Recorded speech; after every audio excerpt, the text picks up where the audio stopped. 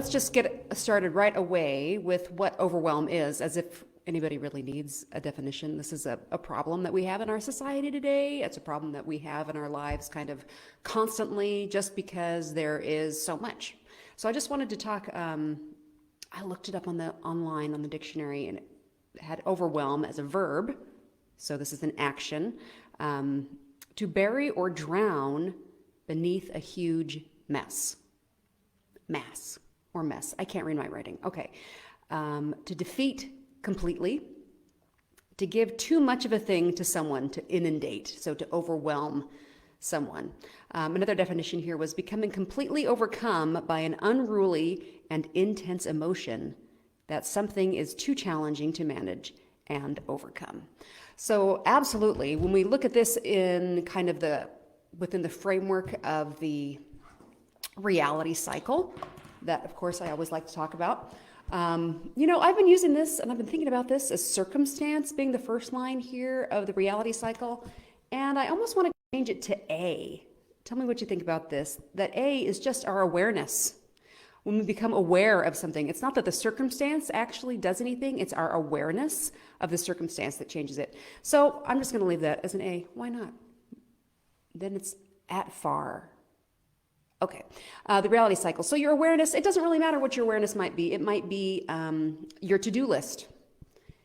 You become aware of your to-do list, or you might become aware of maybe a problem that we find in our life that can be overwhelming. This could be anything from for me, sometimes it could be the clutter in my house. Like there's just too much stuff, a project that seems too large to tackle. That could be in a self-development area, whether it could be with a health issue or with a weight issue. It could be something like relationship issues as well, that we can get overwhelmed when the task seems too great. It's so big, we don't even know where to start, right? So that is the thing. Our awareness comes to a to-do list. So let's just say a big project. And sometimes that big project is just life, right? There's so many things going on. Anyway, the thought is it's too much. The feeling is overwhelm, which is really it's a feeling of disempowerment. It's a feeling of I'm not enough. It's a feeling of helplessness, right? But I think most of us can kind of dial into that overwhelm. And then our action is usually an inaction. Basically because we've been telling ourselves, I can't do anything. I'm too small. I don't have enough power to go through the situation. And so then our action is to escape very often. And a lot of times we'll escape, oddly, into doing the same behaviors that got us into whatever the circumstance may be. So, and that escape is ultimately inaction. And our result is nothing changes. Or sometimes things can get worse, right? Depending on the project that we're talking about. And so this is why overwhelm is such an issue, because it stops us from action. And of course, action is where we're actually going to get any movement, we're going to get any change. Action is really where we get any improvement, any meaningful and lasting improvement. So that is kind of the problem of overwhelm, and it's a feeling. And so when we look at it in context, again, of the reality cycle, that feeling needs to change through our thinking. And so kind of the first thing is once we realize that we have a problem and we've identified what that issue is, and the issue is I get overwhelmed. I start thinking about this thing, I get caught into a thought loop, and there's so many options. And a lot of times, I guess I kind of want to look at this from a couple of different ways, because we can get very overwhelmed if there's a big project that needs to be done. For instance, let's just pretend for a moment that someone has a slight addiction to buying used books. Let's just say that happens. Maybe they really like books and they really like to get them for a good deal, and they have a hard time saying no. And so ultimately what happens is there's a lot of books. And when this theoretical person sees all these books in their home, it can be very overwhelming. Fine, it's me. We all know it's me. Fine. So I see all these books at my house, and I can get very overwhelmed. And the overwhelm is just because there's too many books, right? They're off the shelves. I don't have enough space for them. I'm realizing that this is a good thing, right? Like I can see my ideal life and my ideal home, and it doesn't include this box of ratty piles of ratty books around that makes it cluttered and unpleasant, right? So I get overwhelmed because when I see that, it's not that I don't know what I need to do, right? Obviously, there's too many books and I need to get rid of some books. It's not really a question of not knowing what to do, but I can get overwhelmed at the idea of having to go through and make a decision about each of those books. And also, inevitably, there's a lot of feeling of guilt, right? Whenever we're decluttering, we have too much stuff, and then there's the issue of the guilt of getting rid of it. And so I escape it. I don't like that feeling. I'm overwhelmed. The guilt is coming in. The feelings of, one, it shouldn't be like this. Two, I shouldn't have done all these things. I shouldn't have bought all of these books.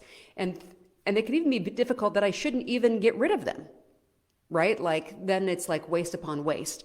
And so this whole overwhelming feeling can get very overwhelming. And then like we've discussed already, inaction is the result. And then I escape, and then I end up actually just buying more books. Well, I do, but actually 2023, I'm going to say it right here, it's the year of no books for me. Ellery Hall is not buying any books this year, but I have already actually made a book recommendation for my husband to purchase. Anybody else working around their New Year's resolutions already? Just me? All right, fine. So why am I in charge? Just kidding. Because I'm doing it. All right, good. So we're overwhelmed in that circumstance, and we can get stymied because we start thinking about the past and the things that I shouldn't have done, and about the future, my ability to actually tackle this. So that's one situation. So let's just dive right into it. So first, is that what I want to talk about? Because it's not just that. There's also kind of the overwhelm that comes from having too many choices. And a lot of times it can be like, for instance, with my book problem, I could like go to a lot of different people who are going to kind of give me advice on how to deal with decluttering. And it can be difficult because they're a little bit different. And how do I know which one's right? Like, we have so many options these days. And if you're anything like me, if I have tried something and I stopped doing it, I don't necessarily want to go back to that same thing. I kind of feel like, well, maybe that wasn't the right approach. Maybe that wasn't the right thing for me to do. So maybe I need to go and find something else. And so then I might go and find another solution to my problem. And then I like that for a while. And kind of, I really like new, shiny ideas. And ultimately, those new, shiny ideas, they can carry me for a little while, and they'll kind of bring me, let's look at this in the context of the reality cycle. So something comes to my awareness, which is a new program. New program. New idea, oftentimes a new book. Okay, so there's a new program, and with that new program, I think, aha, I can do this. Or any other number of thoughts that come from something new.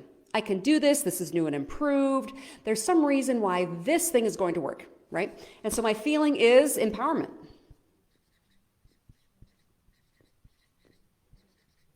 I can feel empowered. I can feel excited.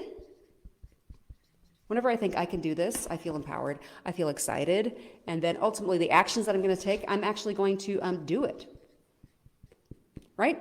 I'm going to do it. And I'm going to see some results of my actions, which is, again, fewer books.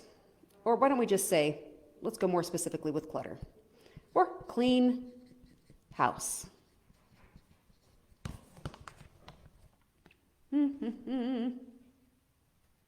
Right. Okay, so we go through that, and so having that new program made me think I can do this. Empowerment, excited, I do it, I have a clean house, right? And so that's so awesome. So then what happens with the problem in between?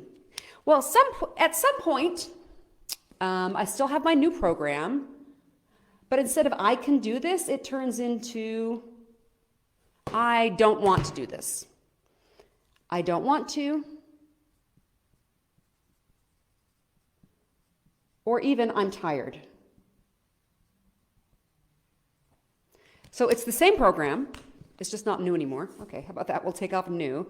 Same program. I don't want to do it. I'm tired. And so I'm going to have a very different feeling.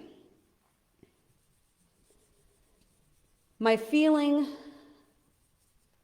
might be, well, if I believe that I don't want to, if I believe that I'm too tired, I'm going to feel tired. And my action is going to be, again, inaction. And then nothing changes.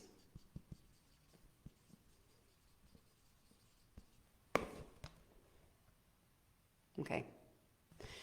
So here, we're kind of seeing what the actual problem is here, is that it's our thoughts have changed about the program, right? So for a while there, I believed that the program was the thing that was really making the difference, right? This is this new program, it's exciting, it's different, I can do it. It's simple, I can do it. But the issue is once I stop doing the program, doesn't matter what the program is, once I stop doing it, I'm not gonna have the results anymore. But the problem is in my mind, I'm still connecting the fact that I was getting results with the fact that it was a new program. Right? Does that make sense? And so then ultimately what happens is, as we do this again and again and again, we kind of have this false correlation between something new and being excited and getting results that way. That the only way that I can get excited is by getting something new. And that's the only way that I'm going to be able to get the results that I want, is by having those feelings are generated from the circumstance, from the awareness of a different program or some new information. That's what I need to get me excited. I just realized this is all wrong, right? Okay, so it's the newness. I'm thinking that it's the new program that is making me excited, but it's actually the feeling of I can do it that is making me excited. Or the vision, or really focusing on before and after pictures. We love the before and after pictures. Those get us excited, and it's that excitement that again moves us to action to get us the results that we want. However, when that kind of newness wears off, because initially kind of the newness is the thing that's getting us excited. But it's not the newness actually that gets us excited, it's our thoughts that are getting us excited. So the problem was, and how does this go back to overwhelm? Okay, refocus Ellery. So going back to overwhelm, so then what ends up happening is now we have a lot of information, and we know that a lot of this stuff works, but now we're kind of stymied because there's too many decisions. And it's kind of combined with I have too many options and I have too many times that it didn't work. So instead of having that newness, excitedness that comes from something new, a circumstance changing, and that's why I'm going to be able to change, our thoughts are much more defeated, much more useless. In a way, we start to have those feelings of helplessness. And then when we even start to see something new, our brain's going to say, no, remember when that didn't work before, right? And so even something new, we have less and less excitement, less and less faith in those new solutions. And eventually, we become overwhelmed because we don't know what to do. Because we feel like we don't know what to do because it does work, but it doesn't work. I don't really believe that something new is going to do, but I'm going to keep looking for things anyway. And eventually, we just have so many choices that we become overwhelmed. And as we know, the overwhelm moves to inaction. So the question is, what can we do to overcome this? Well, it comes down to our thoughts, right? And part of it is a matter of reframing. Because I want us to think for just a second, when we're overwhelmed, that's the problem of there is too much, which is a very different problem, ladies and gentlemen, from not enough. All right? So even just thinking about, normally we get so, like I said, defeated by this feeling of something that we can't overcome because it's too big. It's a really wonderful thing to know. At least my problem is it's too much, and it's not that there's not enough, right? So even just that slight reframing, just how we think of it differently, is going to put us into a different feeling. Another thing that I want to talk about overwhelm, and so often the problem that comes on with overwhelm is we feel like we have to do things right now, right? And sometimes we feel like that can be a positive thing, like I'm going to kind of force myself into a negative way. This is it. I have to make a decision right now. Something has to change, and it has to change now. And that feeling can move us into action. And that can be, and so we can kind of think of it as being positive because we know that we need to get to that action. But ultimately, when we start thinking that way, it's not sustainable.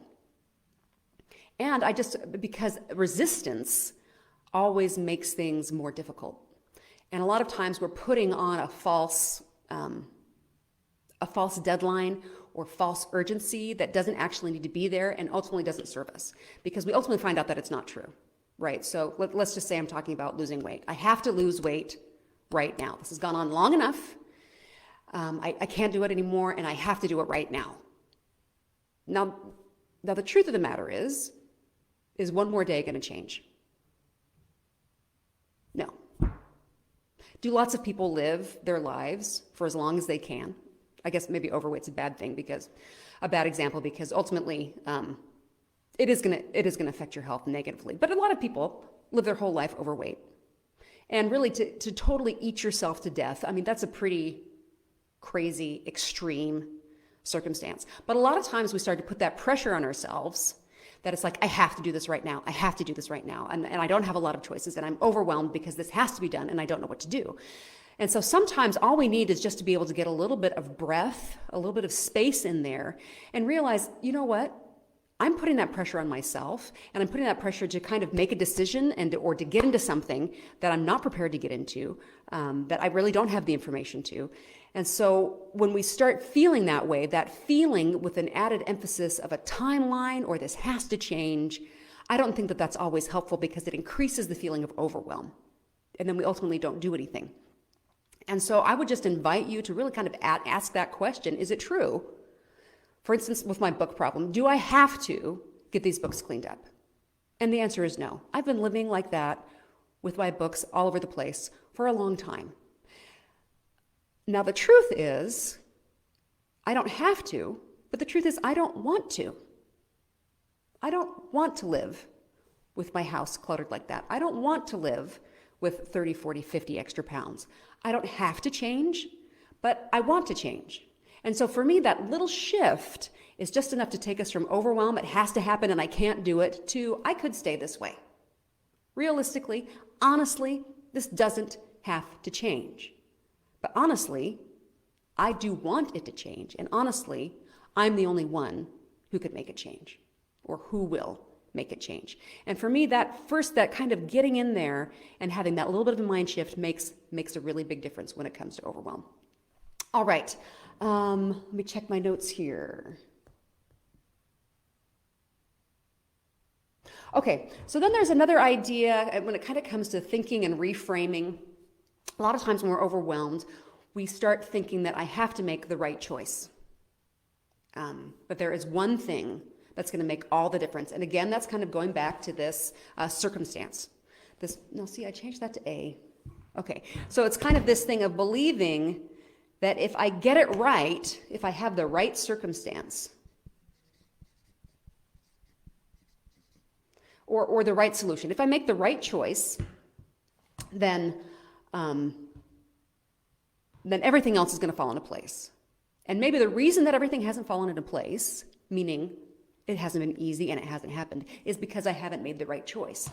And as long as we believe that, I think that's a really big fallacy for a number of reasons. One, so much of the time, the things that we're overwhelmed with, it's because they're so large. There's not one choice to be made.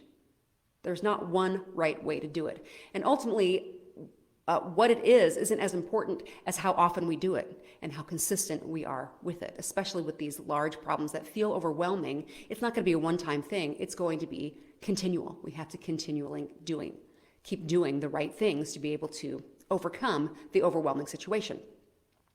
So that's kind of our first misthought, is that there's just one right choice. And if I make it right, it's going to be easy. And if I don't make the right choice, it's going to be hard and it's going to be a disaster and it's going to put me in a place that's even worse. So what is the truth about making the right decision or going down the right path? I would like to say, number one, we are never going to know if something is the right path unless we walk down it, right? We can read all the testimonials, we can read and read and read, we can find out from other people, we can ask advice, but until ultimately we get our own data, we're not going to know whether or not something works for us or it doesn't. And rather, it's more even a question of, am I going to continue to work for this or am I not? Right? So, but unless we have that data, unless we actually move to action, we're not going to know. And we're worried that I'm going to waste time if I go down the wrong path. Now, ultimately, that's another thinking error, right? Because any amount of action is going to get us closer to where we want to be than just a matter of inaction. And this is something that we know.